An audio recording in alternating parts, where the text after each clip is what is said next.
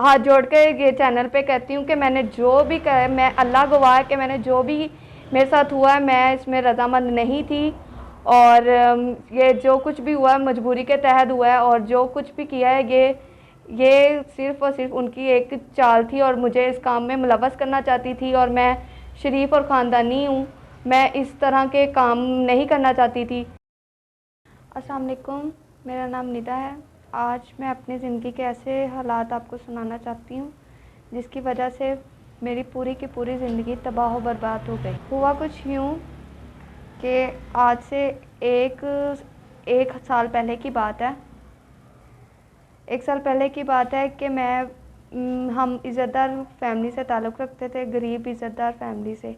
मैं अपने वालिदैन को सपोर्ट करना चाहती थी क्योंकि हमारे घर के हालात बेहतर नहीं थे। मैं स्टडी करती थी। अपने घर के हालात को मद्देनज़र रखते हुए मैंने सोचा कि क्यों ना मैं अपने वालिद का सहारा बनूं, बेटा बन के उनका सहारा बनना चाहती थी। तो मैंने अपने पार्लर का काम, मैं जानती थी, पार्लर का काम मैंने शुरू किया।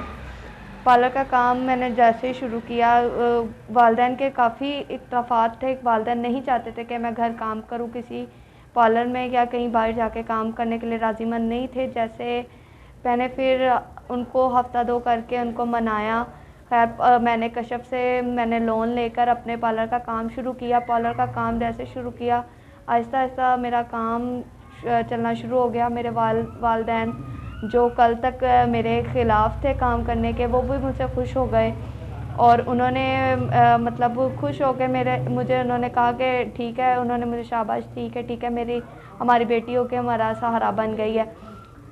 और कुछ इस तरह हुआ कि मेरी एक क्लाइंट थी, वो मुझसे काम करवाती थी और मेरे पास वो रोज़ आती थी। और जब भी उसको कोई भी मसला होना, कोई भी छोटा मोटा काम उसने मुझसे करवाना, उसने मुझे बहुत एतमाद में लिया हुआ था। और माने जैसे बहन भाइयों का रिश्ता होता है, उसने मुझे बहनों की तरह उसने मुझे एतमाद में लिया।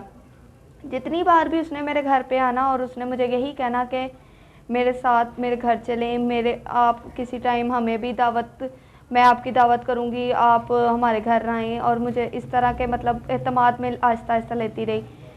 बहुत मना करने के बावजूद, क्योंकि हमारे फैमिली में बाहर निकलना बहुत मुश्किल था, बहुत मना करने के बावजूद ईद का दिन था और चांद रात मैंने पूरी रात काम किया और ईद मैंने सो के गुजारी। ईद का दूसरा दिन था, मैंने सोचा क्यों ना मैं इसके घर जाऊं। मैं इसके घर पहुंची और मैंने इससे पूछा कि आपके घर वाले कहाँ हैं। इसने मुझसे झूठ बोला कि मेरे घर वाले गाँव गए हुए हैं, मैं आपकी वजह से अकेली हूँ। मैं उसके घर में गई, फिर भी मैंने उसके ऊपर एतबार किया। खाना वगैरह उसने बनाया, खाना खाया। लास्ट पे उसने मुझे कोल्ड ड्रिंक पिलाई। जब उसने मुझे कोल्ड ड्रिंक पिलाई, मैं उन तमाम वाक़यात से बेखबर होते हुए मैंने वो कोल्ड ड्रिंक पी। और जब मैंने वो कोल्ड ड्रिंक पी तो उसने मुझे एक कमरे में बिठा दिया। मैं नहीं जानती थी कि मेरे साथ क्या होने वाला है। कमरे में बिठा दिया और बोली कि मैं आती हूँ। मैं जब कमरे में बैठी और उसी दौरान मुझे ना आहिस्ता आहिस्ता सब धुंधला नज़र आना शुरू हो गया। और बस इतना मुझे नज़र आया कि 3-4 लड़के उस कमरे में मौजूद हैं, लेकिन मैं साफ कुछ देख नहीं पा रही थी। 5-6 घंटे मैं बेहोश रही, मुझे नहीं पता मेरे साथ क्या हुआ क्या नहीं। बेहोश रहने के बाद जब मुझे होश आई, मुझे अजीब सा फ़ील हो रहा था। मैंने उसे बुलाया, वो मेरे पास बैठी थी। मैंने उसे कहा कि मेरे साथ ऐसा क्या हुआ जो मुझे बड़ा अजीब फ़ील हो रहा है। उसने वही मुझे बात दोबारा एतमाद में लेने की कोशिश की। ऐसा कुछ भी नहीं हुआ, बस आप थकावट की वजह से ऐसा फ़ील कर रही हैं। मैंने ऐसा कुछ भी नहीं किया, बस आपको इतना थका दे के कि आप सो रही हैं तो मैंने आपको उठाया ही नहीं, इसी वजह से मैंने, और बाकी ऐसा कुछ भी नहीं हुआ। मैं खैर, मेरा दिल तो मानने के लिए तैयार नहीं था।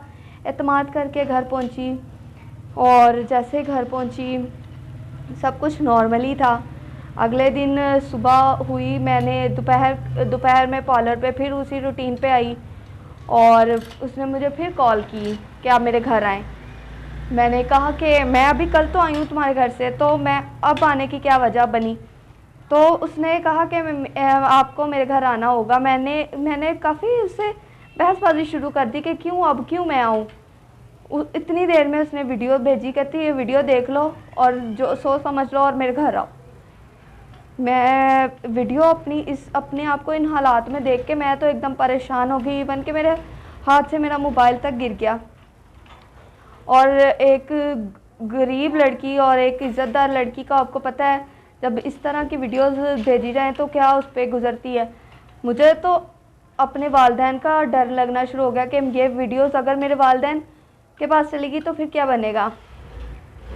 मैंने उसको तब समझाने की कोशिश की, नहीं मानी उसने। फिर मुझसे शर्त का इजहार किया कि आप मेरे घर आएँ और मेरे साथ अगर आप अपनी वीडियोस ये डिलीट करवाना चाहती हैं तो मेरे साथ मेरे घर आएँ।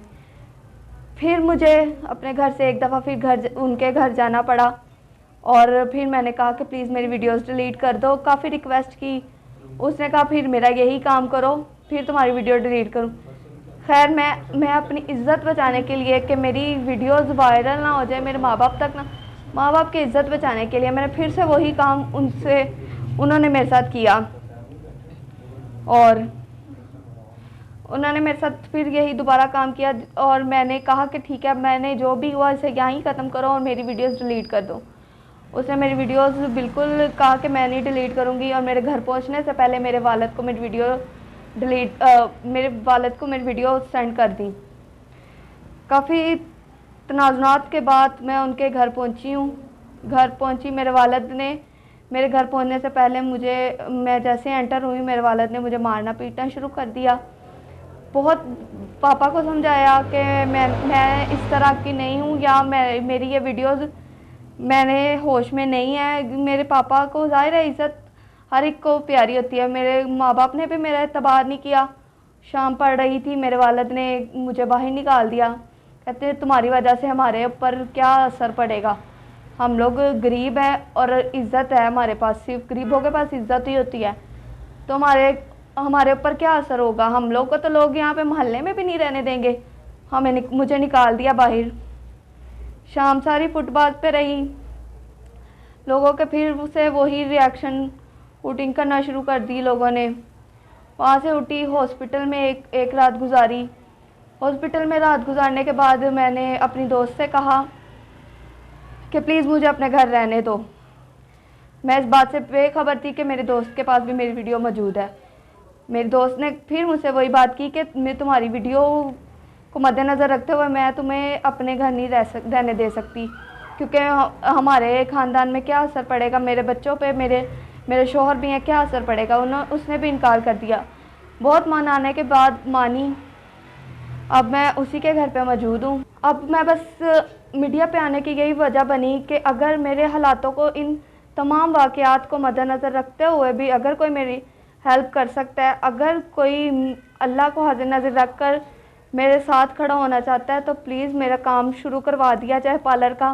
मुझे एक रहने के लिए कमरा दिया जाए ताकि मैं दोबारा अपनी ज़िंदगी शुरू कर दूँ। हाथ जोड़ के ये चैनल पे कहती हूँ कि मैं अल्लाह गवाह है कि मैंने जो भी मेरे साथ हुआ है, मैं इसमें रज़ामंद नहीं थी और ये जो कुछ भी हुआ है मजबूरी के तहत हुआ है और जो कुछ भी किया है ये सिर्फ़ और सिर्फ उनकी एक चाल थी और मुझे इस काम में मुलव्वस करना चाहती थी। और मैं शरीफ और ख़ानदानी हूँ, मैं इस तरह के काम नहीं करना चाहती थी।